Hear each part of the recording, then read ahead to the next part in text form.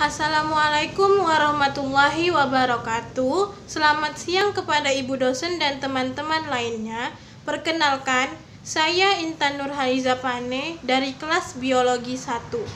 Pada hari ini, saya akan mempresentasikan karya ilmiah saya yang berjudulkan Daya Tarik Remaja Terhadap Diksi dalam Karya Ilmiah Bahasa Indonesia.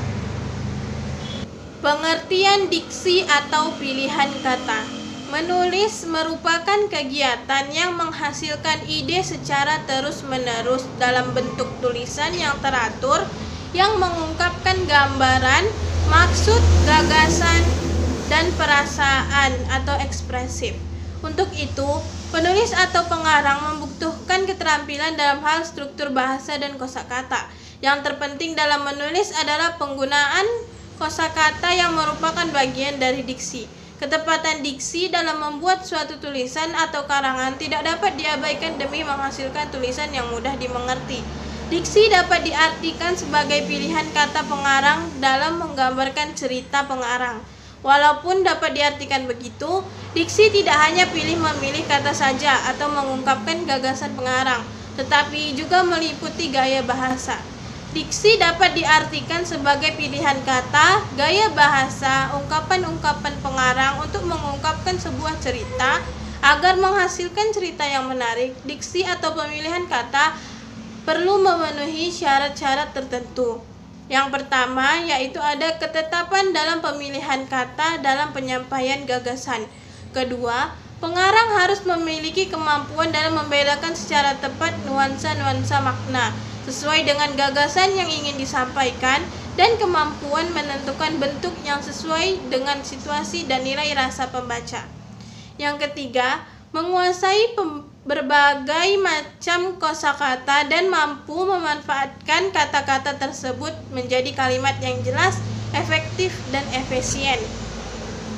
Menurut Graff, mengemukakan 3 kesimpulan utama mengenai diksi, yaitu yang pertama ada pemilihan kata atau diksi mencakup pengertian kata-kata makna yang akan dipakai menyampaikan suatu gagasan, bagaimana bentuk kelompok kata-kata yang tepat atau menggunakan ungkapan-ungkapan yang tepat, dan gaya mana yang paling baik digunakan dalam situasi. Yang kedua, pilihan kata atau diksi adalah kemampuan membedakan secara tepat nuansa-nuansa makna dari gagasan yang ingin disampaikan dan kemampuan untuk menemukan bentuk yang sesuai dengan situasi dan nilai rasa yang dimiliki kelompok masyarakat pendengar. Yang ketiga, pilihan kata yang tepat dan sesuai hanya dimungkinkan oleh penguasaan sejumlah besar kosakata atau perbendaharaan kata bahasa itu. Sedangkan yang dimaksud pembendaharaan kata atau kosakata suatu bahasa adalah keseluruhan kata yang dimiliki oleh sebuah bahasa. Berbeda dengan pendapat Graff, Andre menjelaskan bahwa diksi ialah pemilihan kata dan penggunaan kata secara tepat untuk mewakili pikiran dan perasaan yang diinginkan, yang ingin dinyatakan dalam pola suatu kalimat. Berbeda dengan pendapat Graff, Andre menjelaskan bahwa diksi ialah pilihan kata dan penggunaan kata secara tepat untuk mewakili pikiran dan perasaan yang dinyatakan dalam pola suatu kalimat. Lebih lanjut, Ahmadi memberikan definisi diksi adalah seleksi kata-kata untuk mengekspresikan ide atau gagasan dan perasaan. Mustaqim, yaitu dia berkata membedakan antara istilah pemilihan kata dan pilihan kata. Pemilihan kata adalah proses atau tindakan memilih kata dapat mengungkapkan gagasan secara tepat. Sedangkan pilihan kata adalah hasil proses atau tindakan tersebut. Berdasarkan pendapat yang tadi, dapat disimpulkan bahwa yang dimaksud dengan diksi adalah pemilihan kata dan penggunaan kata secara tepat dengan ide atau gagasan untuk mewakili pikiran dan perasaan yang diinginkan disampaikan kepada orang lain dan dinyatakan dalam suatu pola kalimat baik secara lisan maupun secara tertulis untuk memunculkan fungsi atau efek tersendiri bagi pembaca. Makna kaidah diksi. Yang pertama ada dapat membedakan denotasi dan konotasi dengan benar. Makna denotasi adalah makna dalam alam wajar secara eksplisit. Makna wajar ini adalah makna yang sesuai dengan apa adanya. Denotatif adalah suatu pengertian yang terkandung sebuah kata secara objektif. Sering juga makna denotatif disebut makna konseptual. Makna konotatif adalah makna asosiatif, makna yang timbul sebagai akibat dari sikap sosial, sikap pribadi, dan kriteria tambahan yang dikenakan pada sebuah makna konseptual. Makna konotatif berbeda dari zaman ke zaman, ia tidak pernah tetap. Yang kedua, dapat membedakan kata umum dan kata khusus dengan benar. Kata umum dibedakan dari kata khusus berdasarkan ruang lingkupnya. Makin luas ruang lingkup suatu kata, maka makin umum sifatnya. Makin umum suatu kata, maka semakin terbuka kemungkinan terjadinya salah paham dalam pemaknaannya.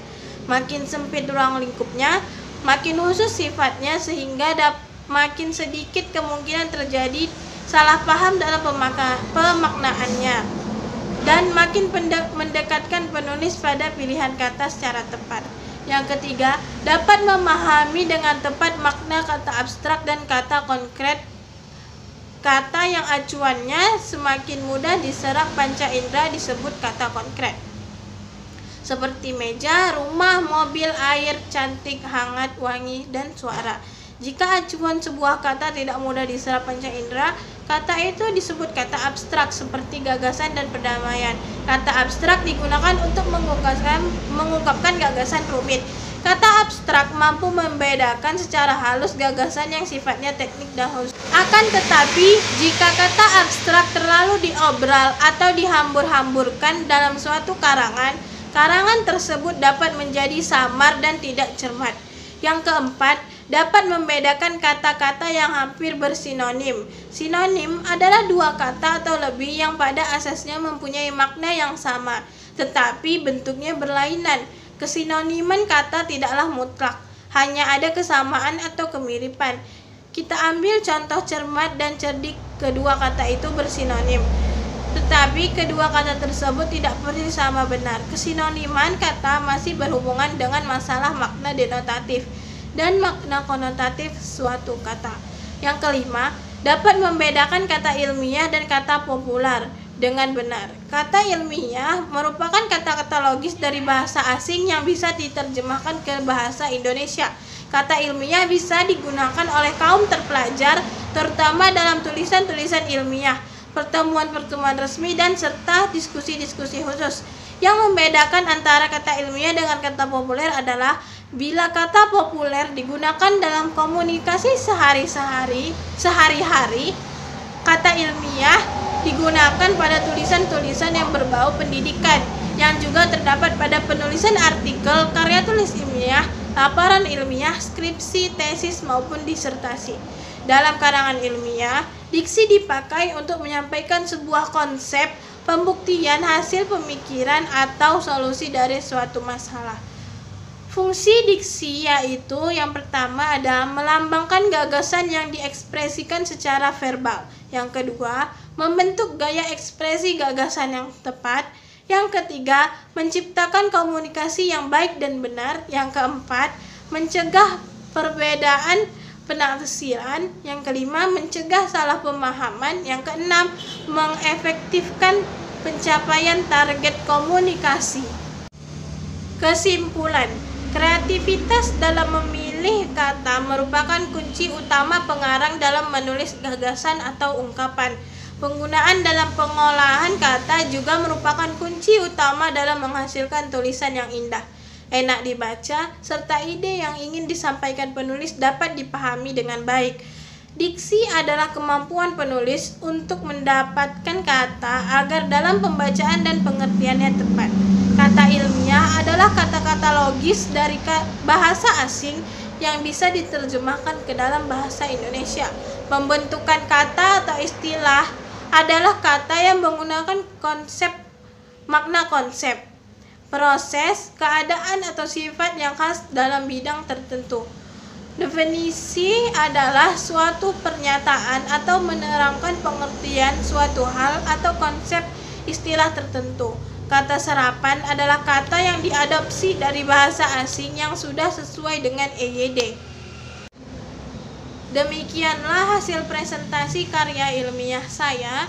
Mohon maaf atas segala kekurangan dan kesalahan saya dalam mempresentasikannya. Terima kasih atas seluruh perhatiannya. Wabillahi taufik wal hidayah. Wassalamualaikum warahmatullahi wabarakatuh.